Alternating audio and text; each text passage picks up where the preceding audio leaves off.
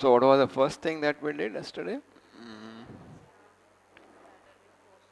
Cauchy, Cauchy's theorem for a triangle. So Cauchy's theorem for a triangle, and using that, Cauchy's theorem for a disk, or more generally, Cauchy's theorem for a star-like domain. So in particular, convex domains and disks and so on, rectangles, whatever, convex polygons, anything. Of course, polygons need not be convex, right? They can be like this. And then the most important of all, the Cauchy's integral formula for a disk, right? Which gives the value of the function at the center of a disk in terms of the integral over the circle itself. Cauchy's theorem, basic Cauchy's theorem, that integral or a closed curve of f z dz is 0 for suitable domain curve and so on. So apparently this was known to Gauss already in 1811.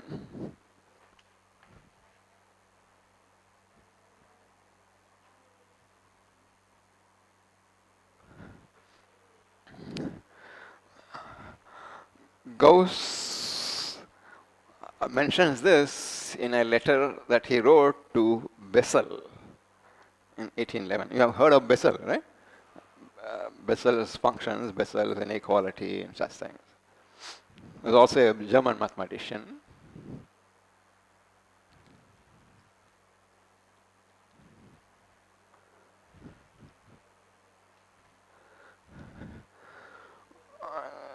So in a letter to Gauss, letter to Bessel, Gauss mentions this theorem, actually, the Cauchy, what we call as Cauchy's theorem now. Of course, he didn't publish anything about that, as is not uncommon with Gauss. He knew most of the things, but he did not publish all the things. Cauchy's integral formula. See, of course, Cauchy's theorem, Cauchy himself proved in 1825 or something, some 14 years later after this. Cauchy's integral formula apparently was proved by Cauchy in 1831. So this is Cauchy's theorem.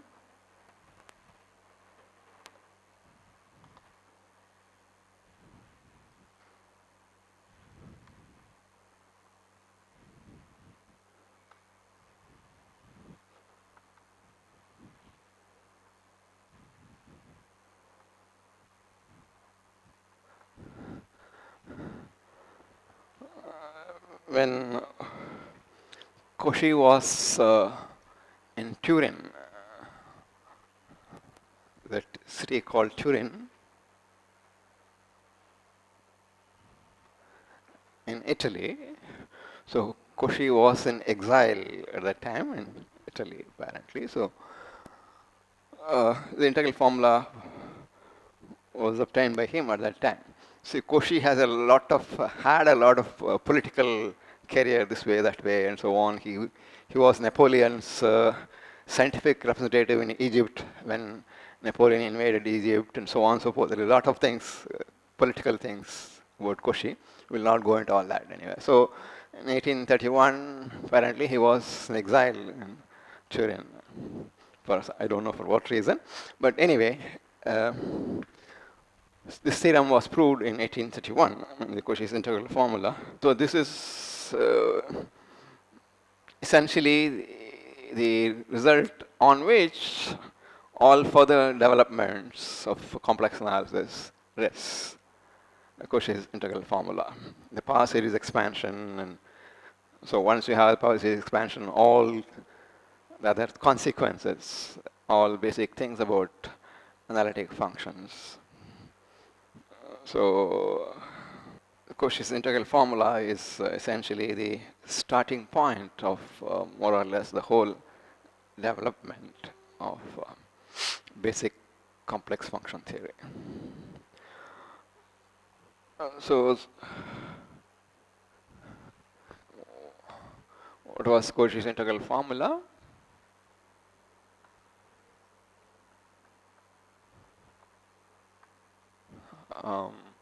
Okay, in our notation, circle with center zeta, say radius r,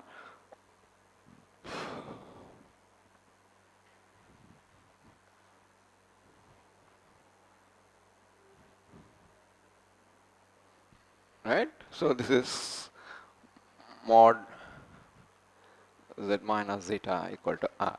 Okay, this one.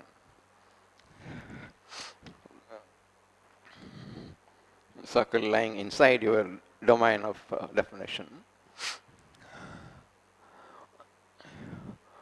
So using the parametric equation for this circle, what is the parametric equation for this circle?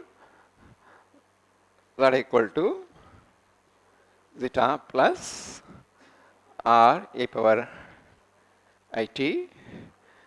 Of course, t lying between 0 and 2 pi. So if you plug in these things here, so what are you going to get? So this integral will be equal to 1 over 2 pi I 0 to 2 pi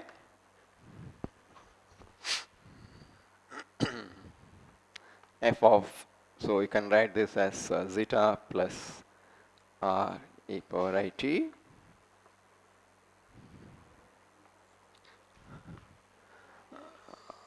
r e power it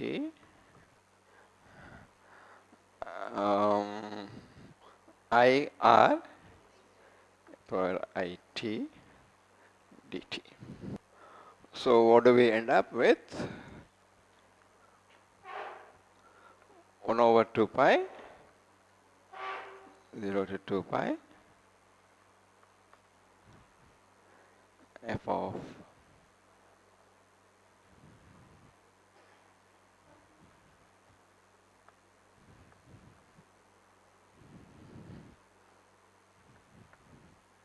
right. So what is the right hand side?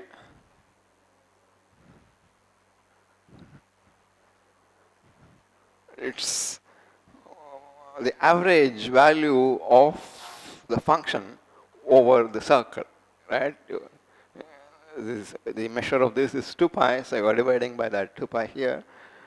So you are integrating the function along the circle. So this is what is called the mean value property for the function.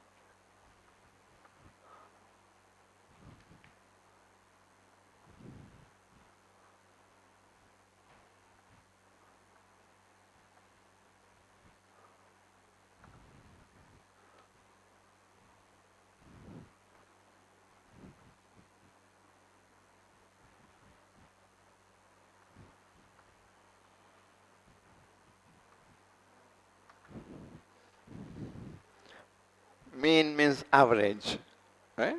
So the average value of the function over the circle.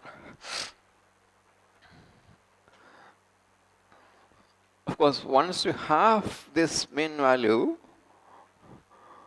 you can get an estimate for the function.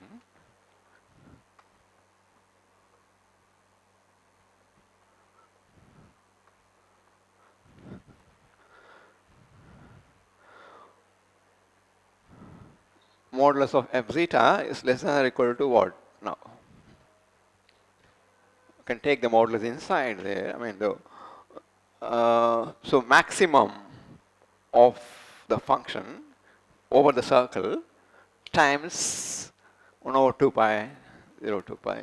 That's all. So it's just less than or equal to the maximum value.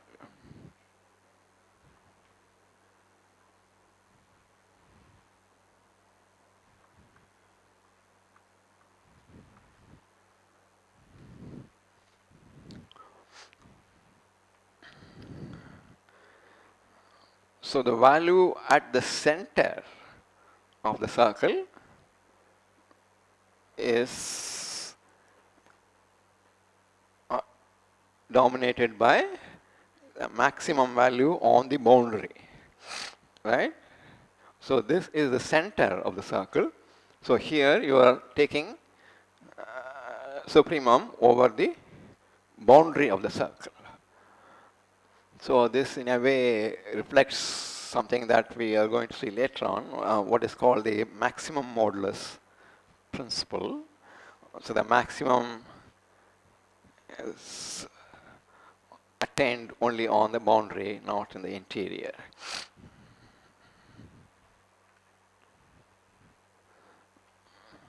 So you can call this as the maximum value inequality.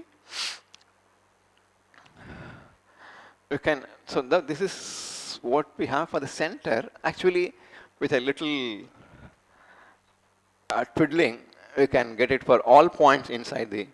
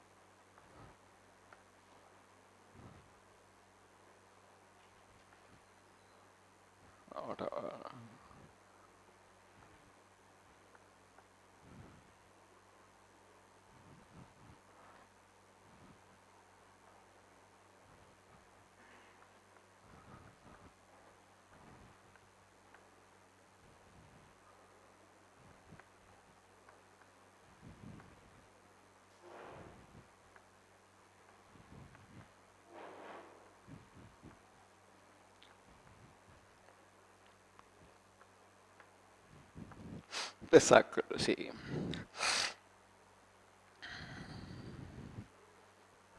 So value at any point inside the circle in absolute value is bounded by the maximum on the boundary, not just at the center.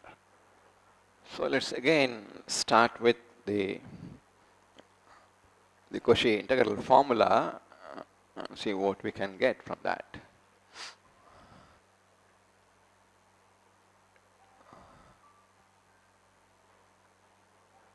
Disk with center Z0 and radius R lies inside the domain of the function, analytic function f. We can, you choose, that is, you take a domain, a function which is analytic in the domain, take a point in the domain, take a disk around that point which lies inside the domain. Okay. So what you have there in the integral formula is 1 over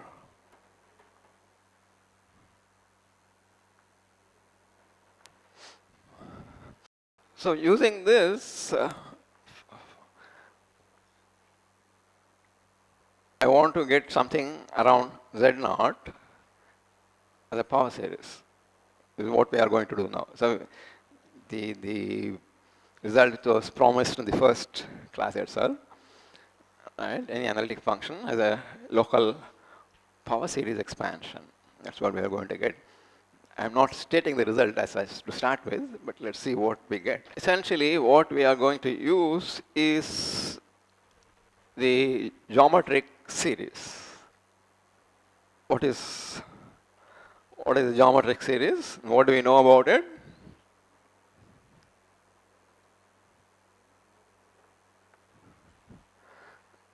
Right?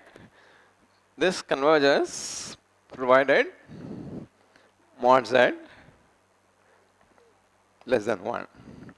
And in that case, it is equal to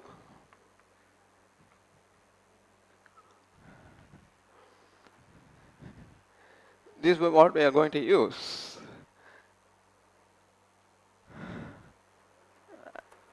Get a power series and then integrate. So you want to get expansion around Z naught, right? So you want to get a power series like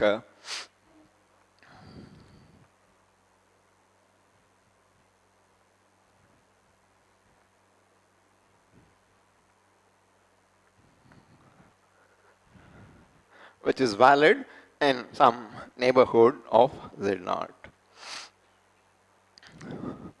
So starting with the integral formula, how can we get this? How are you going to get this geometric series kind of thing?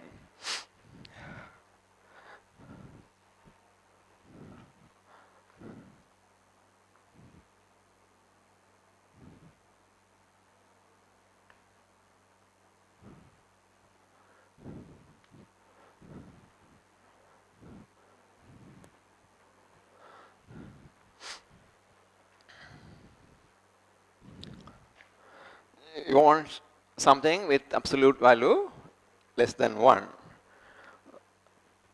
So what do you do? Take a point on the boundary, you take the closed disk there, and take a point inside.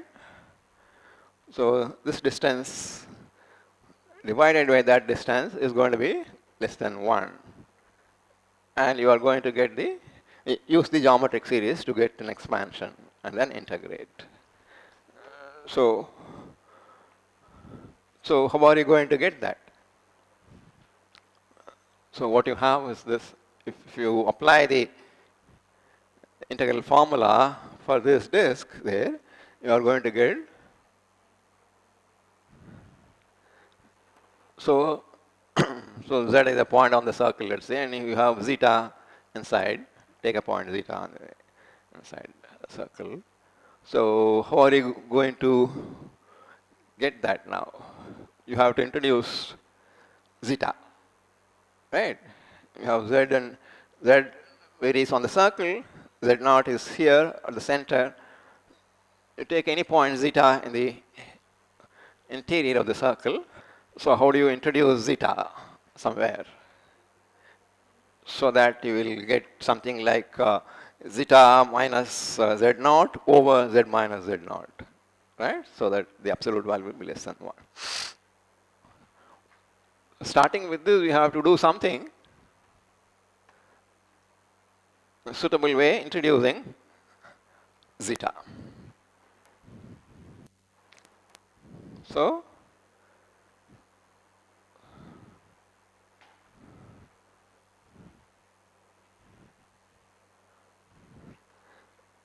if you look at this,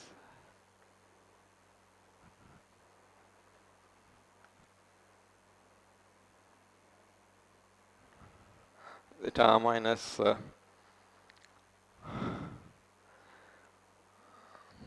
so what are you going to get? Or is this the correct thing? You want to end up with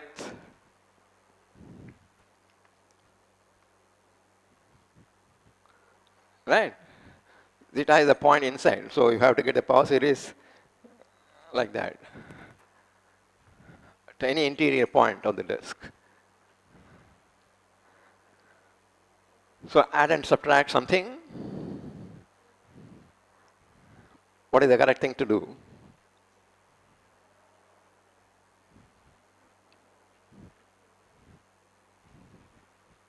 You want to get zeta minus Z naught numerator, right? Zeta minus Z naught over Z minus Z naught is less than 1. So what you are going to get that?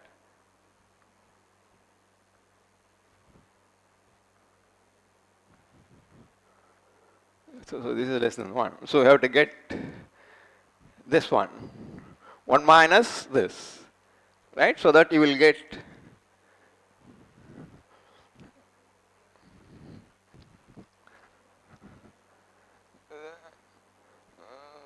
so we are going to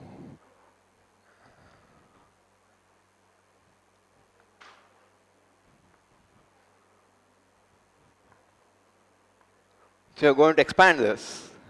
You want to expand this as a geometric series, right? So how do you relate this to this integral formula there?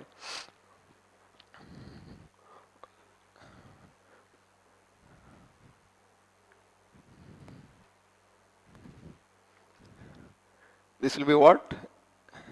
This is going to be z minus z naught over z minus zeta. Right? So with this you are going to write like this. What about this?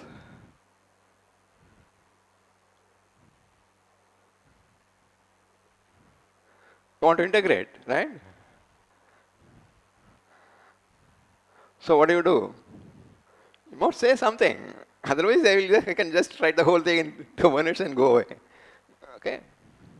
But how do you proceed? Say something. So how do you use the Cauchy integral formula and the geometric series expansion for this? Of course, fz has to come somewhere. That's fine. You can multiply by fz. So starting with this formula, so what are you going to do to end up with something of this kind? So fz, if you want.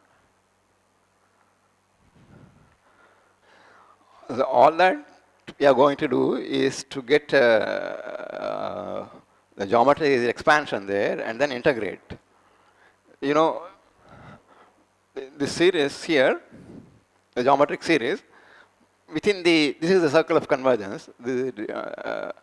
So within the circle of convergence, it converges uniformly and absolutely, right? In any closed disk inside the circle of convergence. What is called local uniform convergence on compact sets. So once you have uniform convergence, you can integrate term by term. Right? If you have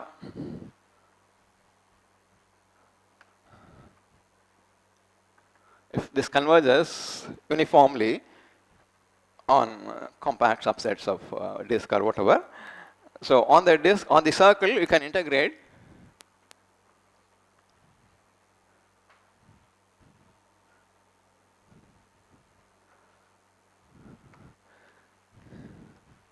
over C.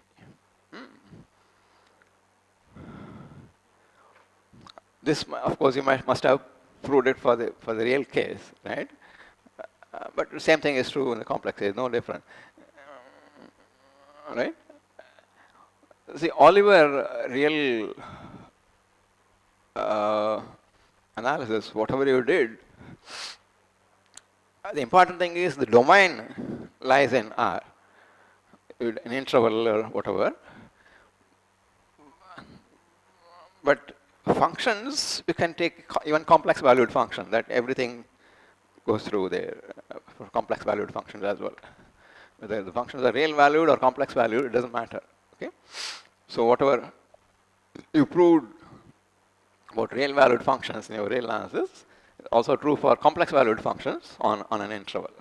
So you can, if you have a sequence of complex valued functions to converge uniformly on an interval, then you can integrate term by term. Of course, term by term differentiation is more tricky, right? Uniform convergence does not preserve differentiability. Yes or no? What do you need for term by term differentiability? You need the convergence of the series plus uniform convergence of the differentiated series. Right? If un prime, sigma un prime converges uniformly, sigma un converges, and sigma un prime converges uniformly, then you can differentiate term by term. So term by term differentiation is not that straightforward. Whereas integration is fine. As long as you have uniform convergence, you can integrate term by term. So what will you do here?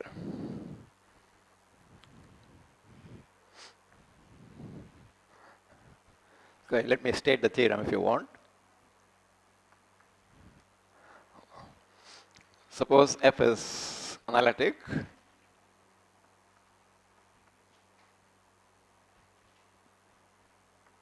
in omega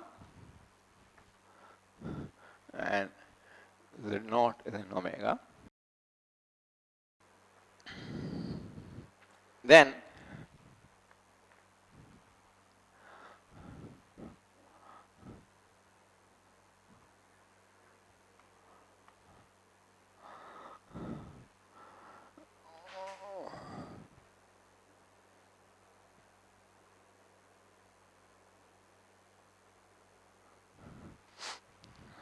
f has a power series expansion in a disk around z naught contained in the domain. But what will be the largest disk with center z naught and contained in omega?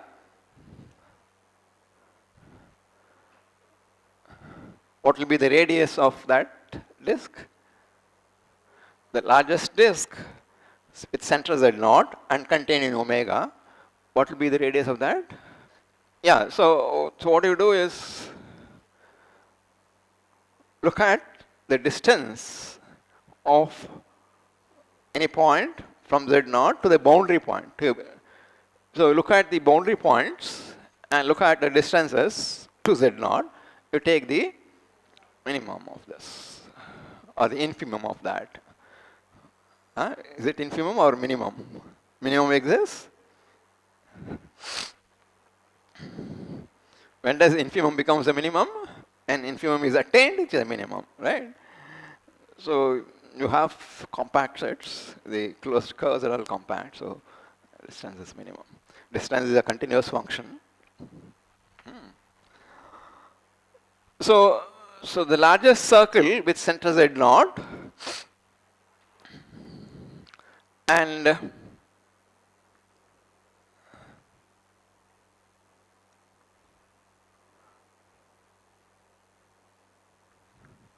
the boundary of omega, the distance, right? So this by definition is the infimum of dz naught z, z in the boundary there. So you take the largest possible circle there with center at z naught. Of course, the expansion is valid in any disk contained in omega with center z naught, but this is the largest possible disk. So it's going to be hold in any smaller disk as well. Okay, you can also mention this. Let R be equal to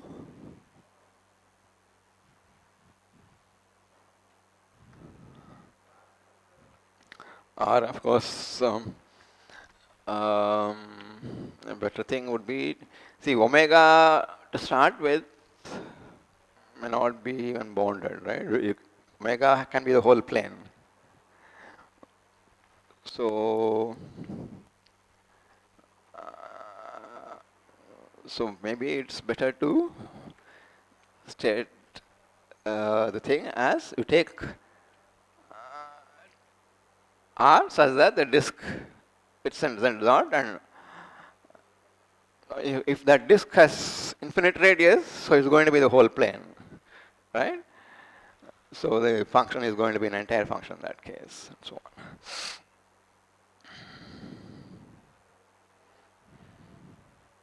So this minimum can be infinite, isn't it? Unless your domain is bounded or something. So for a bounded domain, this is going to be fine. Bounded domain with suitable, nice boundary and so on. So maybe let's not say that, I think, right?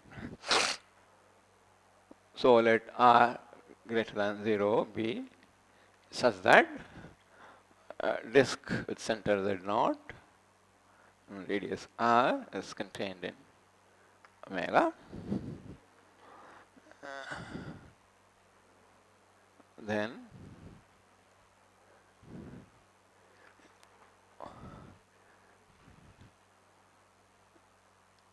fz has a power series expansion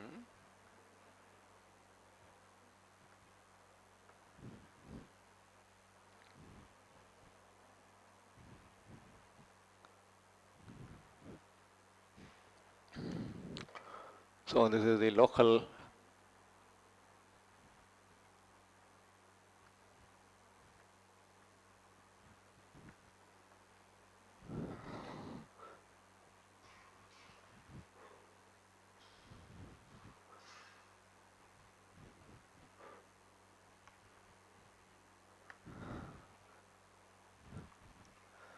of course there is no problem with writing like that like this also provided you allow the value infinity for r okay.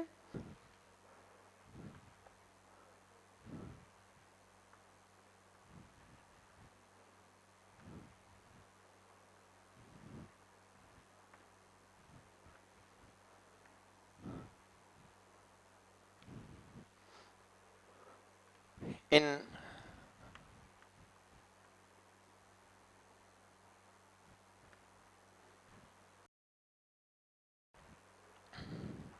how are the coefficients expressed in terms of the function?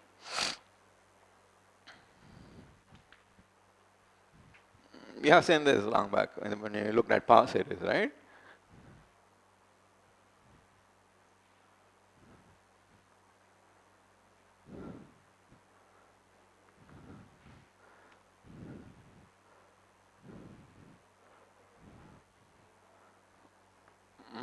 What is it? A n equal to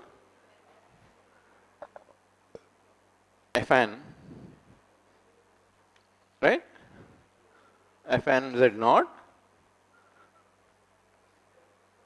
or n factorial.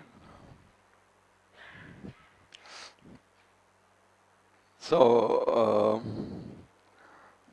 I have told you how we're going to prove this. So one of you should come forward with a suggestion to how you start the proof. Once you start the proof is going to be finished. Okay?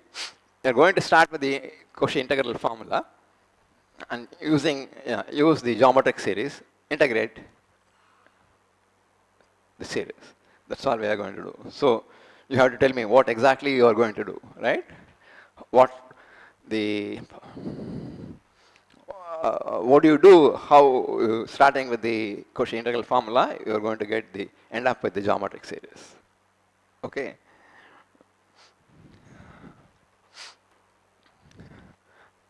So if not immediately, say in the next class, for example, you should tell me how to go about this. So once you have this power series expansion, we can do a lot of things. For one, we already had observed that you can differentiate a power series term by term, and the derivative of the function is given by the differentiated series, power series. So this is true for any derivative. So if you have, therefore, this expansion for f of z, you can write down what the derivatives are. So for example, what is going to be f prime z? Of course, this expansion is valid in that disk, right? Not everywhere in the domain. So the derived series is going to represent the derivative of f. So this is going to be what? Sigma n a n minus z naught power n minus 1 and so on. So fk z is going to be the kth derivative is going to be n to n minus 1, etc. N minus right?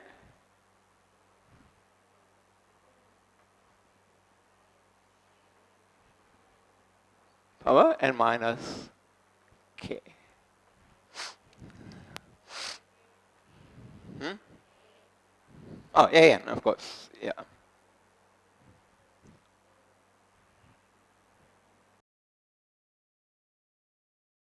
So from this, see, we had the integral formula gives you the value of the function, right, at the center. What about, for example, the value of the derivative at the center? F prime. Do you have an integral like that? Can you write f prime zeta equal to something, integral this, something here? Hmm?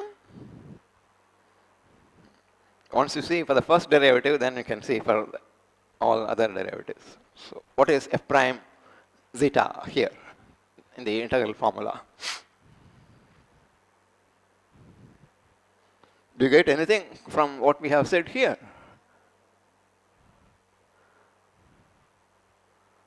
So when you have a power series, we already said the coefficients are given by this. Okay? Uh, look at only the first derivative to start with. F dash z is this now. So what is the nth coefficient in the series for f prime? Forget the derivative here, so suppose call this gz. Right? Gz has a power series expansion like that. So what is the nth coefficient? This is the formula. If you have a power series expansion for f, these are the coefficients. So the nth derivative of this divided by n factorial. Well, what is that? So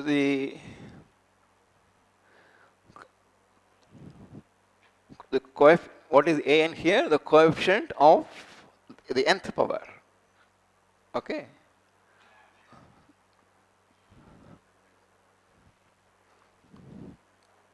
So using this, what are the coefficients here in terms of f prime? F prime, so a, so this is from 0 to infinity if you want. So you change n to n plus 1 here if you want. So you're going to get that this is n plus 1, a n plus 1, n. Okay, now of course only starting with so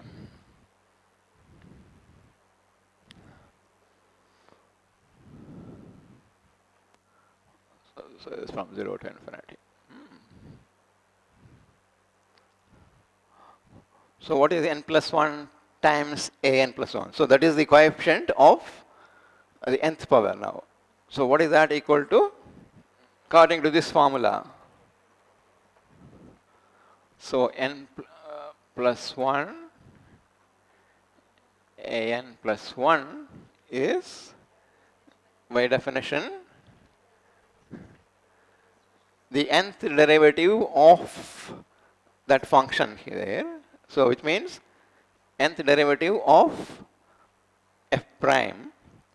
So the n plus first derivative at z naught by do you get anything new? Is this same as this? What do you get? Forget the coefficients now. Qualitatively, what do you get from this? Any analytic function has a local power series expansion. And we know something about power series already. So the derivative also has power series expansion, which means the derivative also is an analytic function. Right?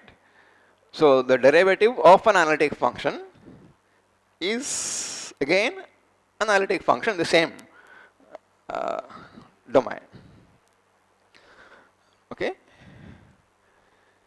So remember that analyticity or differentiability is a local property, right? Meaning what? Only you have to look at only a neighborhood of the point to see whether the function is analytic or not, right? So once the function is analytic in some neighborhood of the point, for each point, I mean that's what the definition is, right? So the function is analytic in each neighborhood, in some neighborhood of every point, then the function is analytic in the whole domain. So having a power series expansion, we have only, remember, only local power series expansion. But so locally, therefore, you get that f prime is an analytic function in some neighborhood of each point of the domain. And therefore, f prime is analytic in the whole domain. Okay? So the first corollary of this, forget all that for the moment at least, that all the derivatives, that is, an analytic function has derivatives of all orders. So corollary of the theorem.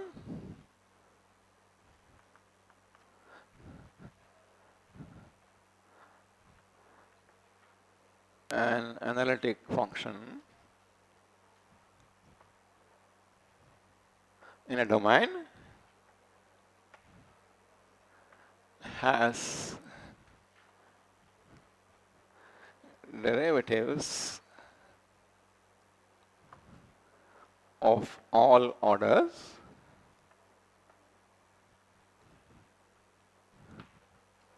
to be useful to get give a name f k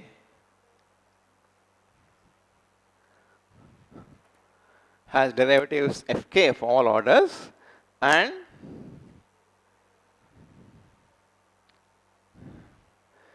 fk itself is analytic for all k. So all the derivatives of analytic functions exist and are also analytic. So now, for example, you start with some function, and if you can show that it has a primitive, there is a function is analytic and whose derivative is this given function, then what can you conclude about the original function? You start with f, and if you get that there is some g defined on omega such that g prime is f, then what do you conclude about f itself? F itself is analytic, right? So that is any function which has a primitive is going to be analytic. If you recall the proof of Cauchy's theorem for a triangle, how did we prove it? We actually showed, right? The integral over triangles are 0, but we actually proved that a function has a primitive. And because its curve is closed, we concluded that the integral is 0. So we proved something stronger than saying that the integral along a triangle is 0. Right? We actually prove, if you look at the statement, even the statement of the Cauchy theorem for a triangle, we showed that the function actually has a primitive. What did we use there? What was I? Just look at the proof of that Cauchy's theorem for a triangle. What did we have there? Or just have a look at what we did yesterday. Cauchy's theorem for a triangle and then Cauchy's theorem for a convex set. Just look at what we did. What did we use in the proof of Cauchy's theorem for a convex set or a star-shaped domain? We used only Cauchy's theorem for a triangle, right? So what does Cauchy's theorem for a triangle say? Integral along a triangle is 0 for any analytic function. Suppose you don't assume the function is analytic to start with, but only assume that all integrals along a triangle are 0. That is integral over t fz dz equal to 0 for every triangle t in the domain. Then what happens? The same, everything goes through, right? All that we used there was just this. Cauchy's theorem for a triangle, we just said that integral over triangles are 0. So you don't need analyticity there, right? So all that we needed was the hypothesis that integral over all triangles are 0. So suppose you start with this hypothesis. This is the assumption now. Suppose f is a function in a domain omega such that integral of f over all triangles in the domain are 0. Then what is the conclusion that you get? The same conclusion that you got in that case, namely that f has a primitive. Right? But now there is an added twist to the tail. So there we only said f has what is called primitive. That means there is g such that g prime equal to f. But now we know, once you have the power series expansion, that g prime itself is analytic, which means that f is analytic. So you see that you don't have to assume analyticity. In fact, you get analyticity as a consequence of the hypothesis that integrals over triangles are all 0. Right? So this is a kind of converse to Cauchy's theorem. Right? At least Cauchy's theorem for a triangle, let's say. So this is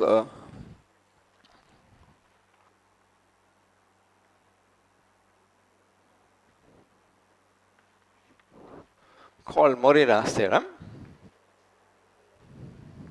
Morera, of course, from the name you can see that he was an Italian mathematician. So suppose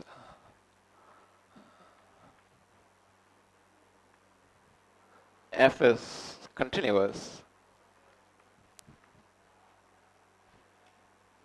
on omega, we need to assume continuity because we want to talk about the integral of f. So just to ensure that the integrals exist. And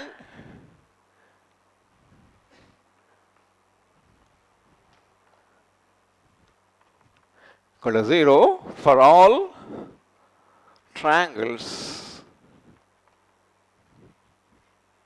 T which together with their interiors are contained in omega.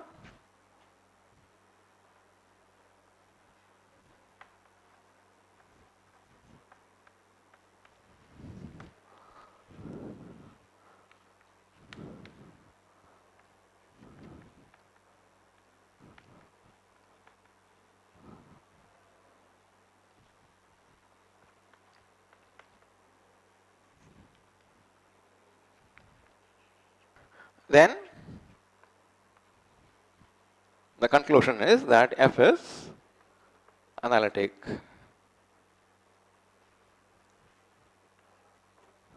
in omega.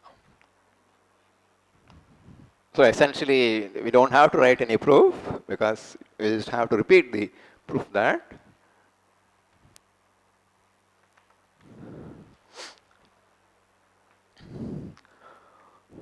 so as we already mentioned, you have to only show that f is analytic in all the disks contained in omega, in neighborhood of every point, right?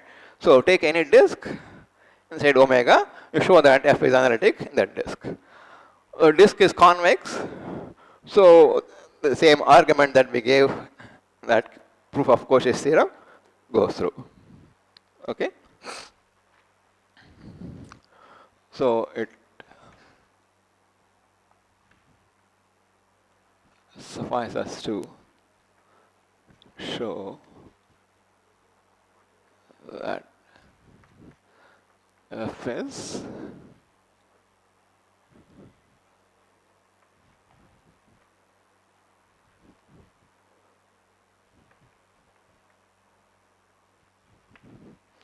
remember how we proved that in that case. So you have 3 points, I don't know, A, Z, zeta or something we wrote, right? So look at we want to show that f is analytic at A, let's say. So you take any other point there. So A, Z, zeta, you apply the result to this triangle formed by A, Z, and zeta. Look at, we define a function, right? So take A and D, look at GZ or capital F Z, I don't know what we wrote. Uh,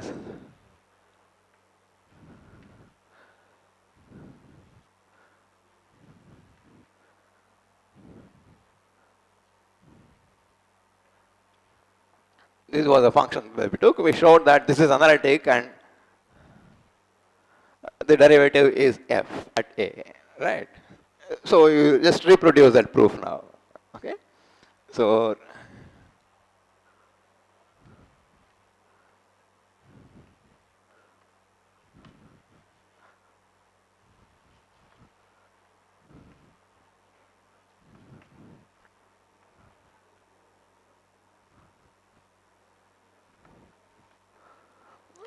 of course, when we actually what we proved was for the star-shaped domain, there we have to worry a little about whether AZ is going to lie inside the domain or not, because you don't have convexity. But then we said for small z close to A is going to be fine. But you don't need that even now in this case because everything is convex. So all the line segments are going to be inside. So simpler than what we proved that was given for Cauchy's theorem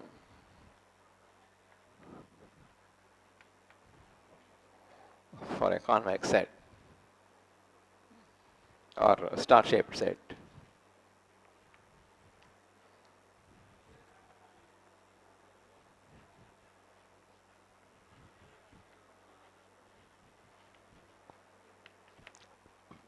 So this is a very useful theorem, very simple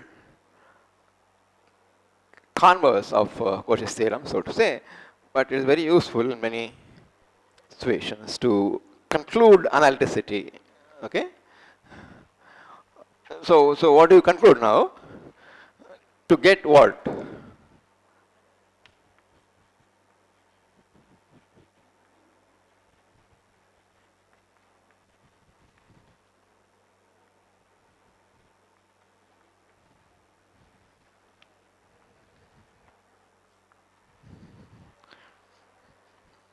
So the current twist, so to say, comes after that proof using this, right?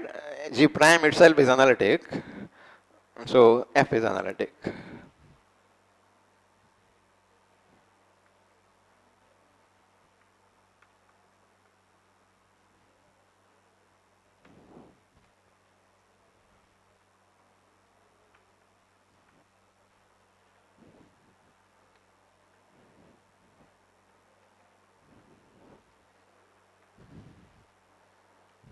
By this, what we have said here. The derivative of an analytic function is also analytic.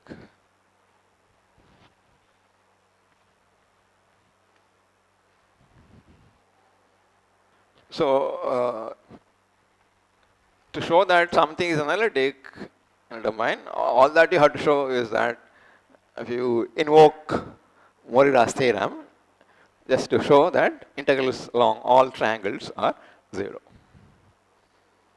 Okay, we will see that this is quite useful. We will be using this later on.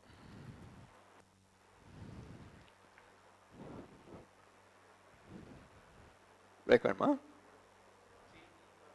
Okay. I have a break. And after the break, one of you is giving a proof for that. Where is that? Yes, the main theorem. Main theorem is now simple. Okay.